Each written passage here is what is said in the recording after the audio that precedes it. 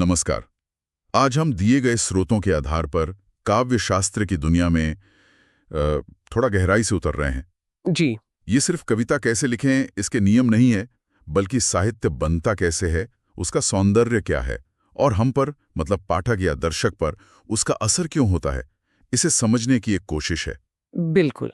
हमारा मकसद है कि भारतीय और पश्चिमी दोनों नजरियों से इसके इतिहास को देखें, मुख्य विचारों को समझें और हाँ, आज की दुनिया में इसकी क्या जगह है इसे भी टटोलें। जी। तो चलिए इस विषय पर थोड़ी विस्तार से चर्चा शुरू करते हैं। सबसे पहले तो ये काव्यशास्त्र आखिर है क्या? अक्सर लोग इसे बस नियमों की किताब समझ लेते हैं, है ना? हाँ, ये आम धारणा है, लेकिन ये उससे कहीं ज्यादा है। ये तो भावनाओं, सौंदर्य और जीवन के अनुभव को शब्दों में कैसे ढाला जाए, उसका एक गहरा अध्ययन है। अच्छा। हम्म। भारतीय परंपरा में देखें तो इसका दायरा बहुत बड़ा है और ये रस पर केंद्रित है, मतलब वो जो भावनात्मक अनुभव होता है ना, जी। उस पर। हाँ, रस सिद्धांत सुना है इसके बारे में? जी। और पश्चिम में जिसे हम पोएटिक्स या लिटरेरी थ्योरी कहते हैं, वो अक्सर टेक्स्ट के ढांचे, उसके विश्लेषण पर शायद थोड़ा ज्यादा जोर देती है। बिल्कुल सही कहा आपने। और भारतीय परंपरा की जड़ें तो बहुत गहरी हैं, वेदों तक जाती हैं, लेकिन अगर व्यवस्थित शुरुआत देखें तो वो भरत मुनि के नाट्य शास्त्र से मानी जाती है। ये करीब दूसरी सदी ईसा पूर्व का ग्रंथ है। ओह, इतना पुराना? हाँ जी। और यहीं रस सिद्धांत की नींव पड़ी, जो भारतीय काव्य चिंतन का, अब कह सकती हैं, केंद्र बिंदु है। मतलब कला का लक्ष्य है पाठक या दर्शक में एक विशेष तरह का आनंद, एक भाव जगाना।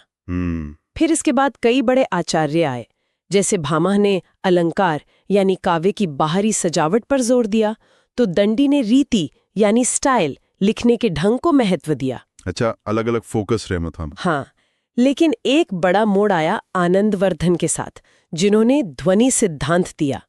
उन्होंने कहा, और ये कमाल की बात है, कि काव्य का असली सौंदर्य शब्दों के सीधे अर्थ में नहीं है, तो फिर किसमें है? बल्कि उनके इशारे में, उनके सुझाव में है, जिसे ध्वनि या व्यंग्य कहते हैं। मतलब जो कहा नहीं गया पर महसूस हो रहा है। वाह, ये तो बहुत दिलचस्प है। जी। बाद में अभिनव गुप्ता आए, उन्होंने इसे और दार्शनिक गहराई दी, और फिर मम्मट ने अपने ग्रंथ काव्य प्रकाश में इन सब विचारों को एक साथ लाने की, समेटने की कोशिश की। तो ये एक तरह से यात्रा थी, बाहरी रूप से आंतरिक अर्थ की ओर। और पश्चिम की बात करें तो वहां भी कहानी काफी पुरानी है ना? प्राचीन यूनान में अरस्तु की पोएटिक्स, उसका जिक्र तो आता ही है। जी हाँ, बिल्कुल। उन्होंने त्रासदी यानी ट्रेजेडी और महाकाव्य यानी एपिक, इनके तत्व बताए। और वो कथारसिस वाली बात, हाँ, कथारसिस, कि त्रासदी देखकर दर्शकों की जो दबी हुई भावनाएं हैं वो बाहर निकलती हैं और मन एक तरह से साफ हो जाता है। ये आइडिया बड़ा अनोखा लगता है। हाँ, भावनात्मक शुद्धिकरण। और फिर लॉन्गिनस भी थे, जिन्होंने ऑन द सबलाइम में उदात्त या भव्यता की बात की। मतलब वो काव्य शक्ति जो हमें हैरान कर दे, विस्मय में डाल दे। अच्छा, सबलाइम। जी। और बाद में तो खैर पश्चिम में new criticism, structuralism, post structuralism जैसे कई सिद्धांत विकसित हुए। अगर भारतीय सिद्धांतों पर वापस आएं तो रस तो खैर सबसे अहम है ही। 9 मूल रस माने गए हैं, श्रृंगार, हास्य, करुण, वीर और भी हैं। हाँ, वो लिस्ट है पूरी। और ये पैदा कैसे होते हैं? इसके लिए स्थायी भाव यानी जो मूल भावना है, विभाव यानी जो कारण है, अनुभाव यानी शारीरिक प्रतिक्रियाएं, और संचारी भाव यानी जो क्षणिक भावनाएं आती जाती रहती हैं, इन सब के मिलने से रस बनता है। मतलब पूरी एक प्रक्रिया है। जी हाँ, ये पूरी प्रक्रिया पाठक या दर्शक के भावनात्मक अनुभव पर टिकी हुई है। और जैसा हमने पहले कहा, आनंदवर्धन का ध्वनि सिद्धांत, वो उस छिपे हुए अर्थ को पकड़ता है जो कविता को असली गहराई देता है।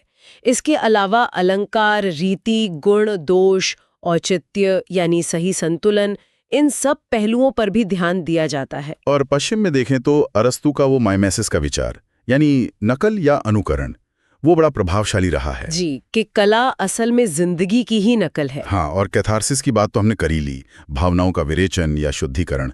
लॉन्गिनस का उदात्त पर जोर देना भी दिखाता है कि पश्चिम में भी काव्य की जो असाधारण शक्ति है उसको पहचाना गया। पर हाँ, ये शायद सही है कि वहाँ अक्सर रचना की बनावट मतलब स्ट्रक्चर, कहानी, किरदार, रूप, इन पर ध्यान ज्यादा केंद्रित रहा है। और जब हम दोनों परंपराओं की तुलना करते हैं तो कुछ दिलचस्प बातें सामने आती हैं।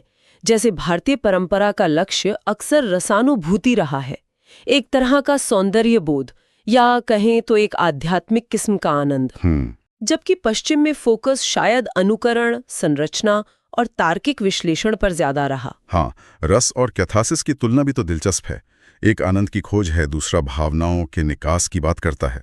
बिल्कुल, लेकिन अगर हम थोड़ा ऊपर उठकर देखें तो दोनों आखिर कर क्या रहे हैं? दोनों ही साहित्य के जरिए इंसान होने के अनुभव को, ह्यूमन एक्सपीरियंस को समझने की कोशिश कर रहे हैं। सही कहा। और इनका महत्व सिर्फ अकादमिक नहीं है, क्यों? नहीं, बिल्कुल नहीं। ये आज भी महत्वपूर्ण है। ये हमें सौंदर्य को परखना सिखाते हैं, हमारी संस्कृति को सहेजने में मदद करते हैं, हमारी भावनात्मक समझ को बढ़ाते हैं और हमें एक आलोचनात्मक नजरिया देते हैं। और कमाल की बात यह है कि ये सिर्फ पुरानी किताबें या सिद्धांत नहीं है। आज भी हम देखते हैं, जैसे भारतीय सिनेमा में, खासकर बॉलीवुड में, कहीं ना कहीं रस पैदा करने की कोशिश तो होती है। कभी हंसाकर, कभी रुलाकर, कभी गुस्सा दिलाकर। जी हाँ, बिल्कुल, वो रस निष्पत्ति का प्रयास दिखता है।